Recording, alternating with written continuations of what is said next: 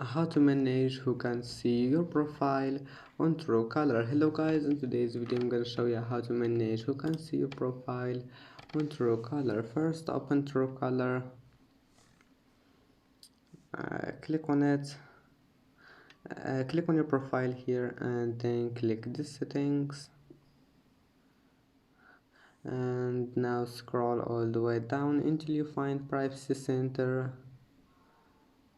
And now scroll down, and here we'll find who can see my Truecaller profile,